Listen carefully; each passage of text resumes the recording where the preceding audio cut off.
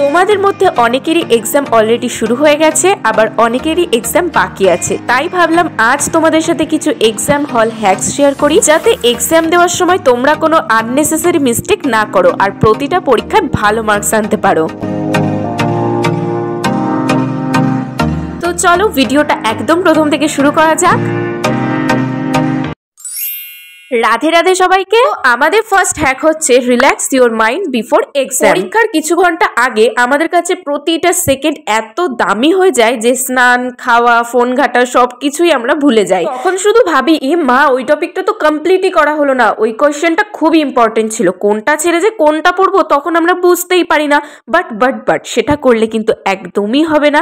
Exam দিতে যাওয়ার 45 minute আগে কিন্তু আমাদের মাইন্ডটাকে একদমই রেস্ট দিতে হবে। যা ইম্পর্টেন্ট কোয়েশ্চেন সব কিছু কিন্তু তার আগেই শেষ করে ফেলতে হবে, নাহলে এতদিনে আমরা যা পড়েছি সব কিন্তু ভুলে যাব। তো আমাদের সেকেন্ড হ্যাক হচ্ছে মোটিভেট ইওর ইনার সেলফ। দেখো, নিজেকে নিজেই কোনো কঠিন কাজের জন্য কিন্তু মোটিভেট করার মতন আর কিচ্ছু হয় না। একটা কথা কিন্তু মনে রাখবে, যারা টপার হয় তারাও কিন্তু কোনো না কোনো চ্যাপ্টার বা কোনো না কোনো কোয়েশ্চেন স্কিপ করেই যায়। সমস্ত কোয়েশ্চেন যে মুখস্থ থাকবে এমন কিন্তু হতেই পারে না। ঠিক তেমনই তুমি যদি এক্সামের প্রিপারেশন ঠিকঠাক নিয়ে থাকো, তাহলে নিজেকে বলো যে হ্যাঁ আমি কোয়েশ্চেন সমস্তগুলো পড়েছি, হ্যাঁ আমি ভুল পরীক্ষা দেব না, আমি ভালো পরীক্ষা দেব, মাথা ঠান্ডা করে সঠিক অ্যান্সার করব। যদি কোনো কোয়েশ্চেন নাও পারি টেনশন করব না, নেক্সট কোয়েশ্চেনের অ্যান্সার ভালো করে লিখবো, হ্যাঁ আমি পারি। ব্যাস এইটুকু যদি কনফিডেন্ট নিজের মধ্যে এক্সাম হলে ঢোকার আগে ইনটেক করতে পারো, তাহলে তোমার কিন্তু 80% ভয়, নার্ভাসনেস এক্সাম হলে ঢোকার আগে কিন্তু কমপ্লিটলি দূর হয়ে যাবে। আর ভয় করলে কিন্তু কোনো কোয়েশ্চেনের অ্যান্সার দিতে পারবে না। আরেকটা জিনিস তো আমরা এক্সামে ঢোকার আগে প্রত্যেকেই করি, আমাদের নিজেদের ভগবানকে প্রার্থনা করি যে আমাদের যেন কোয়েশ্চেন খুবই ইজি হয়, আমরা কোয়েশ্চেন প্রত্যেকটা যেন অ্যাটেন্ড করতে পারি, ঠিকঠাকভাবে অ্যান্সার করতে পারি। আর কি বলতো, ভগবানকে আমরা যখন প্রার্থনা করি না, তখন আমাদের মধ্যে একটা পজিটিভ এনার্জি হয়, তখনই আমরা সেই জিনিসটার প্রতি আরও বেশি কনফিডেন্ট ফিল করি।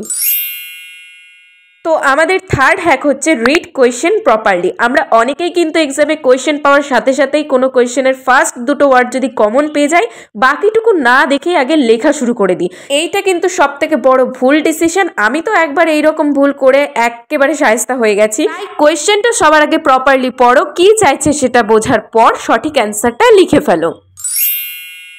Attempt high scoring marks first. রেজাল্টে মার্কস বাড়ানোর একটা দারুণ ট্রিক্স হচ্ছে হাই স্কোরিং কোয়েশ্চেনের অ্যান্সার আগে করা। আমি আমার বোর্ড এক্সামের অভিজ্ঞতা থেকেই বলছি, আশা করি পরীক্ষার 5 মিনিট আগে আমাদের স্যার ম্যাডাম কোয়েশ্চেন দিয়েই দেয়। ততক্ষণে আমরা যদি খাতায় মার্জিন না টেনে জাস্ট রোল নাম্বার আর রেজিস্ট্রেশন নাম্বারের মতন ইম্পর্টেন্ট কাজগুলো কমপ্লিট করেই কোয়েশ্চেনের দিকে নজর রাখি, আগে থেকে যদি আমরা অ্যান্সারগুলোতে টিকমার্ক দিয়ে দিই বা কোনগুলো লিখবো সেগুলো মার্ক করে রাখি, তাহলে আমাদের কিন্তু প্রচুর সময় বেঁচে যাবে। তারপর যখনই লেখার টাইম শুরু হয়ে যাবে, সবার আগে এমসিকিউ কমপ্লিট করে ডাইরেক্ট ব্রডে ঢুকে যাব, কারণ ব্রড কমপ্লিট করার মতন এনার্জি কিন্তু আমাদের ফার্স্টের দিকে প্রচুর থাকে। আর ব্রড কমপ্লিট করতে যেহেতু অনেক টাইম লাগে, তাই অনেকটা টাইম ধরে আমরা ঠিকভাবে লিখতেও পারি। অনেক সময় এমনও হয় যে ঘন্টা পড়ে যায়, ব্রড লেখাই হয়নি, সেই প্রবলেমটাও হয় না। তারপর আমরা 2 নম্বরের কোয়েশ্চেনের দিকে এগিয়ে যেতে পারি। Answer questions accordingly. পরীক্ষার হলে তো খাতা ভর্তি করে লিখে আসলাম, কিন্তু বাড়ি এসে যেই নাম্বার কাউন্টিং করলাম এত কম কি করে হলো, এই রকম প্রবলেম আশা করি আমাদের প্রত্যেকেরই হয়। অ্যাকচুয়ালি আমরা যখন কোনো কোয়েশ্চেনের মার্কস না দেখেই সেই কোয়েশ্চেনের প্রচুর লিখে ফেলি বা কম লিখে ফেলি, তখনই কিন্তু এমন প্রবলেমটা হয়। তাই পরীক্ষার হলে সবার আগে কিন্তু আমাদের কোয়েশ্চেনের পাশে মার্কস ডিভিশনটা দেখতে হবে।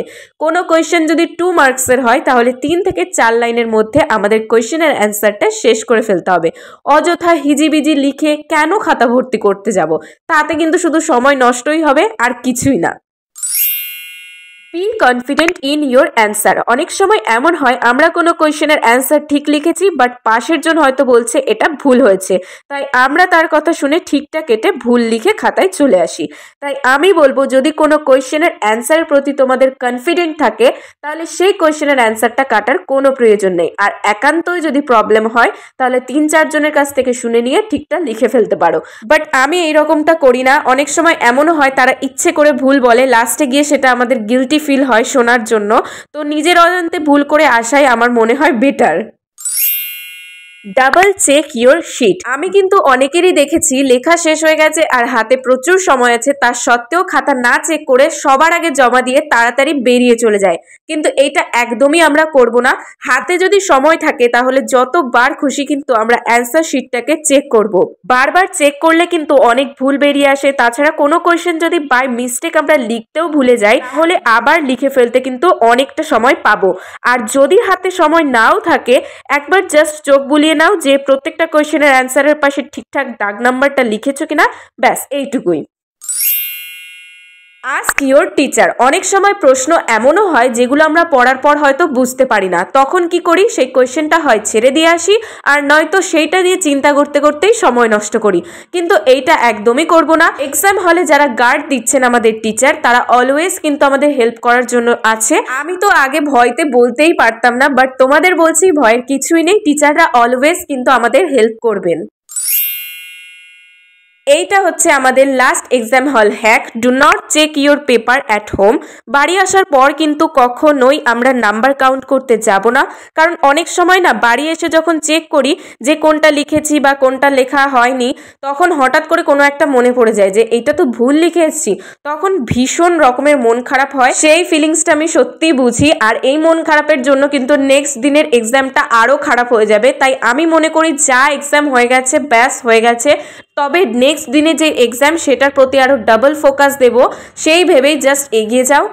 তো এই ছিল আমার এক্সাম হলের কিছু হ্যাকস। অবশ্যই প্রত্যেকটা ভালো করে মনে রাখবে। আমি যখন বোর্ড এক্সাম দিই তখন যদি কেউ এগুলো সাজেস্ট করতো তাহলে হয়তো একটু বেটার স্কোর করতে পারতাম। তাই তোমাদের সাথে হ্যাকসগুলো শেয়ার করলাম যাতে তোমরা তোমাদের রেজাল্টের মার্কসটাকে ইমপ্রুভ করতে পারো। আর হ্যাঁ, পরীক্ষার আগে কিন্তু রাত জাগার কোনো দরকার নেই, শান্তভাবে পরীক্ষা দিও, প্রত্যেকেরই পরীক্ষা ভালো হবে। অলরেডি বাইরে দেখতেই পাচ্ছ শুট করতে করতে রাত হয়ে গেছে। তোমাদের যদি ভিডিওটা একটু ভালো লাগে চ্যানেলটাকে সাবস্ক্রাইব করে পাশে থেকো আর ভিডিওতে একটা লাইক করে দিও। তো চলো নেক্সট ভিডিওতে দেখা হচ্ছে, ততক্ষণে বাই। আর হ্যাঁ, নেক্সট কোন টপিকে ভিডিও করব কমেন্টে কিন্তু অবশ্যই জানিও। টাটা।